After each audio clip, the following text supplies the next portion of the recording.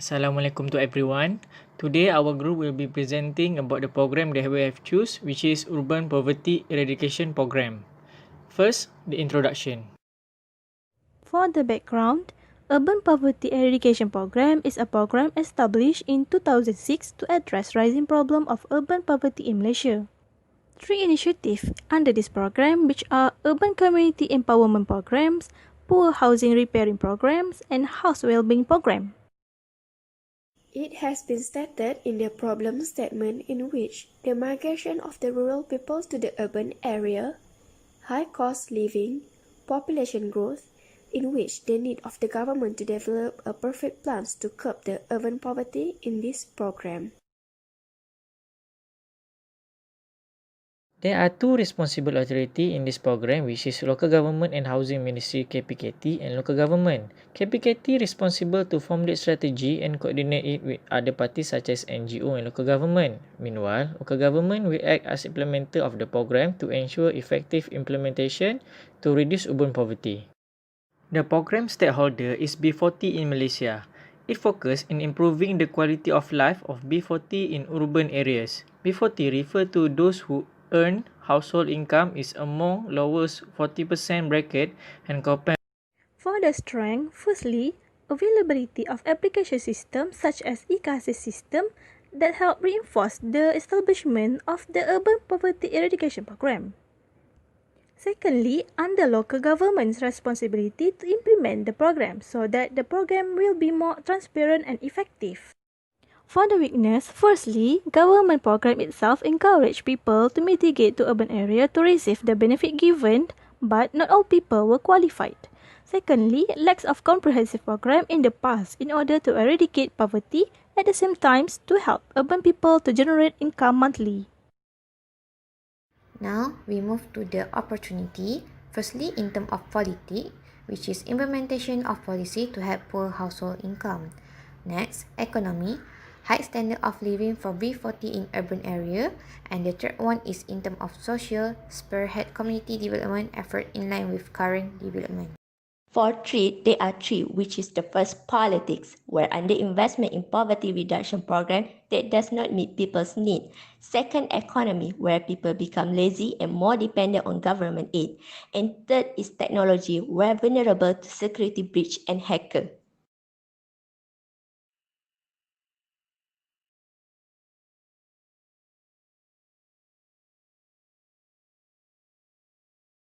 For the strategic formulation program, in which refer to the Urban Poverty Eradication Program, has the vision, mission, and also objective.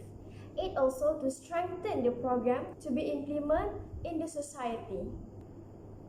For the vision, it focuses on the eradication of the program. For the mission, it helps to lessen the burden of the family and helps to generate their income. For the objective, it wanted to eradicate the hardcore poverty, and the government also wanted to lessen the poverty rate in 2010 throughout the implementation of this program. In this strategic program, we wanted to focus on the Program Pemerkasaan Ekonomi Komuniti Bandar, PEKB. Pihak kerajaan menyasarkan lebih ramai golongan B40 berdaftar dengan e-KASIS di kawasan bandar dapat menyertai program Pemerkasaan Ekonomi Komuniti Bandar PEKB. Ia bertujuan meningkatkan kualiti hidup seterusnya keluar daripada garis kemiskinan. Menteri Perumahan dan Kerajaan Tempatan Zuraida Kamarudin menjelaskan sehingga kini lebih 11,000 peserta telah menyertai program tersebut di seluruh negara sejak ditubuhkan pada 2013. PEKB menyediakan 10 bidang latihan antaranya makanan dan minuman, bekeri, jahitan, peruncitan dan perkhidmatan, pembaikan barangan elektrik dan elektronik, perkhidmatan dobi dari rumah dan kimpalan. Program berkenaan terbuka kepada semua kaum. Beliau bercakap kepada pemberita selepas majlis perasmian Konvensyen PEKB di Alusta yang disempurnakan Menteri Besar Kedah, Datuk Seri Mukris Tun Mahathir. Did you know before it got named PEKB, the name before that is a Program Azam Bandar. It has been stated by Zuraida Kamarudin. She is the Ministry Housing and Local Government in Malaysia. The program wanted to be more focused on to the people that have a lower income group in order to maximize their income to change their own lifestyle and standard of living. The program has provided a continuously motivation to the participants. The program also ensures the participants maintain in their commitments and momentum in the business field. So let's talk about goal in this program. In this program, they wanted to increase the entrepreneurship skills, and they also wanted to provide them with the programs and training in order for them to get a job and to handle a businesses on their own. So to join this program, they also have their own requirement, which is first, the participant must Malaysian and 18 until 16 years old. The participant also must come from the group B40, and the status of poverty application in e-KASI system has been validated.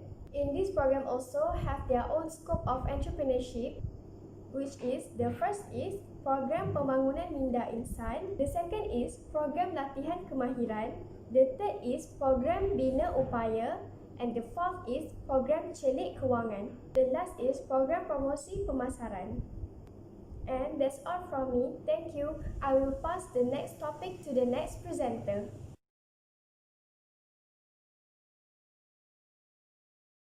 I will discuss on the strategy implementation of the empowerment program. Strategy implementation can be defined as a process of adopting and transforming the formulated strategy into an action by executing the strategy. To ensure the effective implementation, there are various factors that need to be taken account, such as sound leadership and also adequate resources. Talking about resources, government has allocated RM10 million ringgit for local government and housing ministry KPKT to be utilized for the empowerment program. Those resources will be allocated through the Urban Wellbeing Division of KPKT for the expenses such as manpower, supply and also facility to conduct the program that focus on B40. The approach taken by the government for the scope and component of the program is educative approach. This is to ensure the change that need to happen for the Urban B40 really can be realized. So, educative approach is an approach that emphasizes on training and courses that lead by specialists and experts in various knowledge and skills, so it will be beneficial to the B40, especially Urban B40, in a long-term period compared to the government providing financial aid. It is only effective in a short-term period. The scope of the program comprises the whole process of the empowerment program, from recruiting the eligible person, which is the Urban B40, to the conducting various components of the program, which is training program, and lastly monitoring the participant of the program for 6 months to see whether the training course is effective to them or not. There are 5 component program for this empowerment program. First is financial literacy program, which is to train the participant to have a better knowledge in financial management. Second is skill development program, which is the main program where the participant will be teach about skills and knowledge to improve and generate more income for them. And third is mental development, to increase their positivity and also to enhance their mental capacity to boost their morale. And number 4 is entrepreneurship program, to teach about knowledge in entrepreneurship and also skill in selling things, so they can make entrepreneurship as their side income or their main income. And also lastly is the promotion program, to promote the product made by the Urban B40 by the government, so people so they can market their program and their product and increase their income. So that's all for the scope and component. Before we move, this is the infographic of the 5 component of the program. For the implementation method, it is in collaboration with non-governmental organizations (NGO) in order for Urban Community Economy Empowerment Program (PEKB). Thus, the Housing and Local Government Ministry has opened for collaboration with non-governmental organization (NGO) to facilitate the training courses by allowing them to conduct the courses, to facilitate the training courses, and also the NGO appointed by the ministry are responsible to conduct the survey and find qualified participants based on criteria set for the courses. The NGO appointed also need to supervise the progress of the participants for 6 months after completions of courses by participants. Thus, in collaboration with various NGO is to ensure that training programs could be initiated by experts in related knowledge and also experience in conducting training courses, therefore making the program to be more effective and skills and knowledge could be delivered as envisioned by the ministry.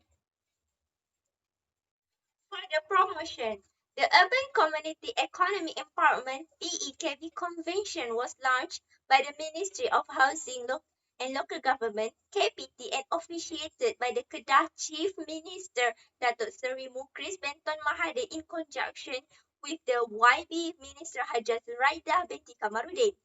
The aim of the PEKB is to promote entrepreneurship and businesses among the participants and to encourage their interest to participate in businesses in order for them to maintain their momentum and also their business acumen. The initial purpose of the conventions also is to expose and inspire new participants in order for them to gain new knowledge and also the new skills during the sharing sessions and also to create a business working platform for participants to create their products, goods, or services, share new ideas with other participants, and also at the same time to cultivate good relationship between KPT, NGOs, and also stakeholders.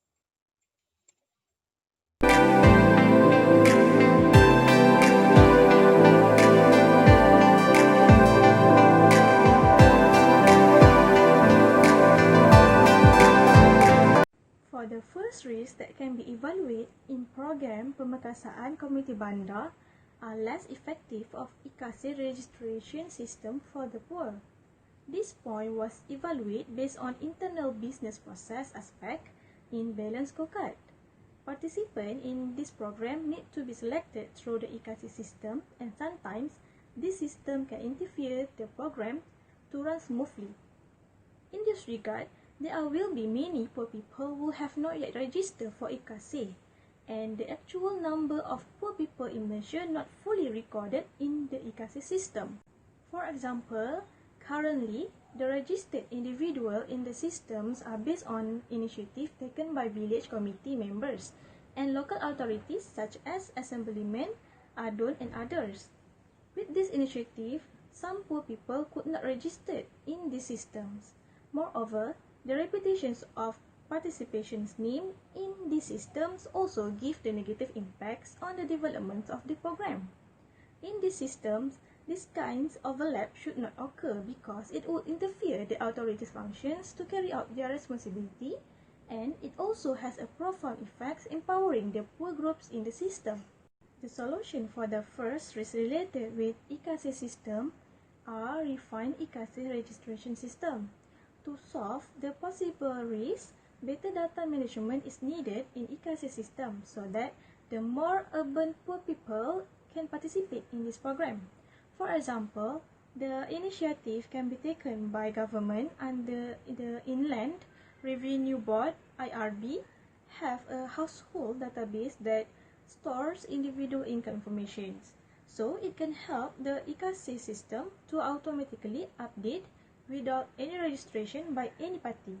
Furthermore, in order to avoid duplications of name and existing receipt, the biometric system in identity card or My Card owned by every citizen can be utilized maximally.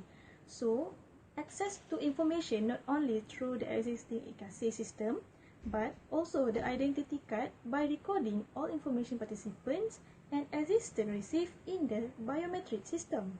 The second possible risks are lacks of monitoring participants' progress and satisfactions. This risk has been evaluated based on customer aspect and balanced scorecard. Throughout the programs, no special government agencies were established to keep track of participants' progress and satisfactions in receiving assistance and the benefits of this program. This is because the constraints faced by the government agency, especially from the Ministry of Housing and Local Government itself, such as lacks of manpower to perform these tasks. Additionally, the program difficult to make improvement as it does not involve participants in providing feedbacks and assessing participants' satisfaction level. The solution for possible risks of participants' progress and satisfactions are the creations of monitoring method towards the participant progress and satisfaction in the program. This alternative where the recruitment of experienced and knowledgeable workers to ensure that each participant use the assistance provided correctly and avoid frauds occurs in this program. In this way, participants who have problems with the use of assistance provided, such as receiving damaged equipment, inability to do business due to health factor, and so on, may complain to this agency. At the same time, the agency may be assigned to conduct a simple survey to determine the level of satisfaction of the participants with the assistance and service provided to them. Example, the agency can conduct online or mobile survey as it is more cost effective. Now, we move to the risk in terms of financial, which is wasting funds allocated for the program. In 2019, the amount of funds allocated for PEKB program is almost 10 million, which has been proposed by the Ministry of Housing and Local Government. The allocation is to accommodate about 11,000 participants of the program, including the provision of equipment needed for the participant to start or develop their chosen field of expertise. However, problem will arise if the financial provision provided are not used properly and will result in wastage. Equipment fittings provided to participants after the end of the course, such as refrigerators, sewing machine and others, may result in defects, no product warranty, low quality and requirement that are not appropriated for the course participant. This was raised because a participant in the program acquired a low quality sewing machine to run his business and eventually had to spend his own money to improve the sewing machine. As for the recommendation, in order to overcome this risk, the relevant parties should conduct a comprehensive study of the individual applying for the program and identify their needs. In this way, the equipment provided to participants meet their needs and they are able to fully utilize the equipment in doing business. They also need to provide assistance to the participant in using the goods provided. The government needs to ensure that the supplier of the selected goods are able to supply quality product at a reasonable price. It also recommended for the relevant parties to buy a warranty product and check each product beforehand and only give to the participant once they have made sure that the product is in good condition. In addition, monitoring for participants who have completed this course should also be carried out periodically. And finally, the last risk in terms of the learning and growth. The risks within the implementation of program itself need to be counted, such as the attitude and self-improvement of the employees, the administration, authorities and others in implementing this program.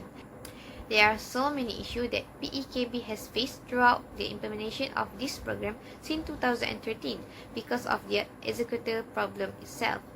One of it is the administration did not do a comprehensive background check on the participant to find out whether they really deserve to join this program and get the good supplies or not. It has also failed to conduct research on the needs of potential participants as they only do a little background check. There are also participants who are not from targeted group and are not registered under e-KASE. Besides, some of the participant contact number is wrong or not in service has proved that the administration of this program did not perform their duties carefully and adequately. Moreover, it has been stated that the program itself did not follow the Standard Operating Procedure (SOP) that has been predefined for it and violated the procurement rules when purchasing equipment for its participants. As for the recommendation, it's recommended for the administration of this program to cooperate and assist each other in solving problems and improving their quality of work. The employee itself need to be able to communicate with higher level of authority if they face any issue during performing their tasks. To make sure that the program can serve the best to the public, courses within the workforce also need to be implemented for workers in order for them to learn new knowledge to improve work quality. It's also recommended that the program conduct periodic assessment to identify any problem, do self-improvement and learn from it.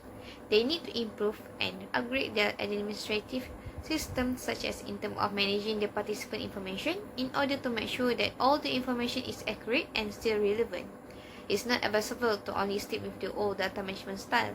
The data of the participant need to be constantly updated to prevent any error occur.